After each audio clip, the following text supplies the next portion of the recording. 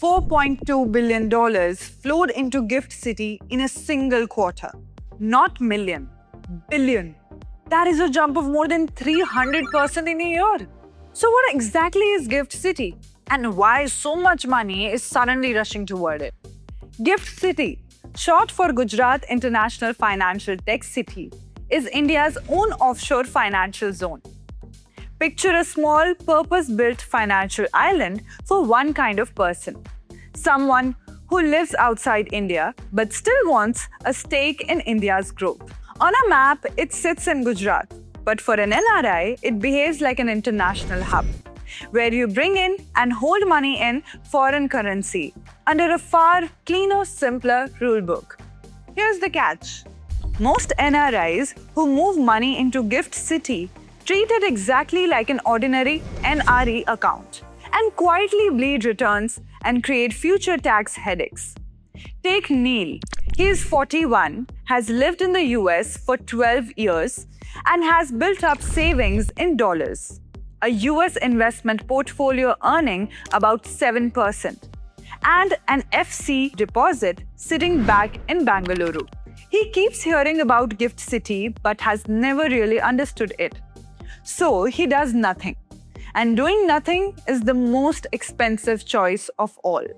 This is NRI Lens, where we make cross-border money simple.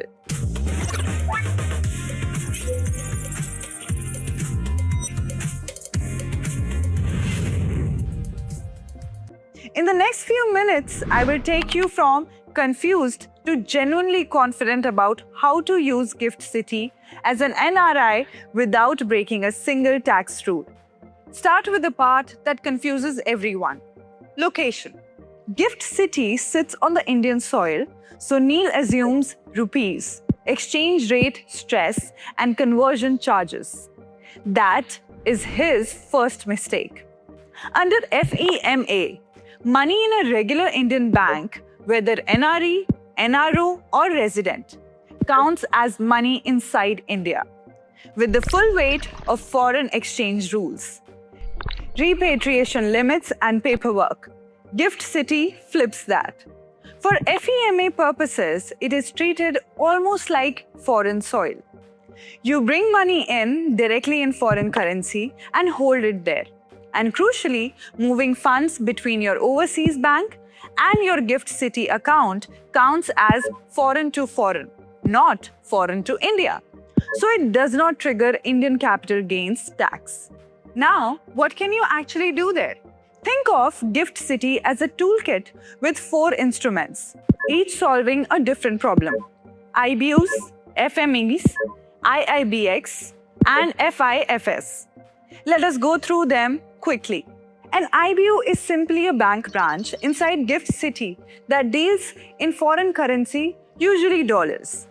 Think of a dollar account with an Indian bank, where you earn interest in dollars, not rupees. Here is why it matters for Neel. That FCNR deposit earns around 4%, but is locked in for a full year. Move the same money into an IBU, and he earns about the same, often a little more, with a lock-in of just 7 days, plus app access and faster withdrawals. Dollars in, higher interest, simpler repatriation, and no Indian tax on the way out. If IBUs are for parking money, FMEs are for growing it. These are professional fund managers inside GIFT City you can invest into directly in dollars. And they come in 3 tiers. Retail FMEs now start at around $500. So GIFT City is no longer only for the rich, and they run simple, tightly regulated equity and debt strategies. Restricted FMEs start around 50,000. For Neel, shifting a portfolio earning 7% into one targeting 10 could compound into tens of thousands of dollars over a decade, just by choosing a smarter vehicle. And authorized FMEs from $500,000 up run like private equity for serious wealth. Then there is gold, which for most Indian families is never just an investment. Forget marketing charges, storage risk, and awkward taxation.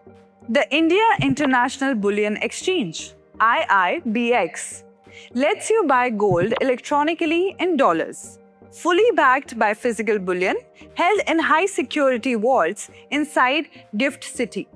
Same ownership, same exposure, no storage headache, and no forced conversion into rupees, all inside a regulated exchange. For someone like Neel, worried about the rupee weakening but uninterested in babysitting gold bars, it is elegant. And for families with investable wealth in 8 figures, $10 million or more, there is the Family Investment Fund, a licensed single-family vehicle that pulls scattered global accounts into one professionally managed pool. It needs lawyers, audits, and oversight.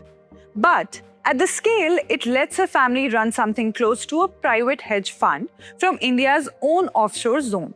So, is all of this actually safe? Yes. Here is why. Gift City runs under the IFSCA Act of 2019, which replaced a tangle of separate regulators with a single one, the International Financial Services Center Authority.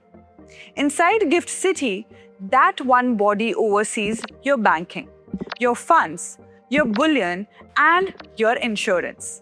And this is no loophole. India deliberately built it to give NRIs a clean, compliant way to invest back home. Which brings us to the biggest myth, the one even Neel believes, that Gift City is tax-free. It is not. Gift City is not a tax haven. It is tax neutral. India may step back from taxing you, but your home country still fully expects you to declare and pay whatever you owe. For you in the US, that means the IRS still wants its share. The benefit was never secrecy, which would simply be illegal. The benefit is that you do not trigger an Indian capital gains bill just for relocating your existing foreign investments into India's offshore center. So here is how to actually use it. Want safety and yield in dollars? Start with an IBU. Want growth with professional management? Look at retail or restricted FMEs. Want a gold hedge without the lockers? Explore IIBX. Sitting on more than 10 million in family wealth? Look at an FIF with proper advisors. For Neel, the sensible first move is to shift that FCNR money into an IBU. The same safety with far more flexibility. And if you already hold investments here in the US, work with the provider and your advisor to move part of it across as a clean foreign-to-foreign relocation. Whatever you do, do not cash out your NRI or NRO and then reinvest, because that can create an Indian tax event you never needed to trigger. One last thing. Gift City rewards patience. The real magic shows up when your dollar assets compound at higher yields for years while your compliance stays calm and predictable. And this is not a passing experiment. The government recently extended the tax holiday for Gift City units to 20 years.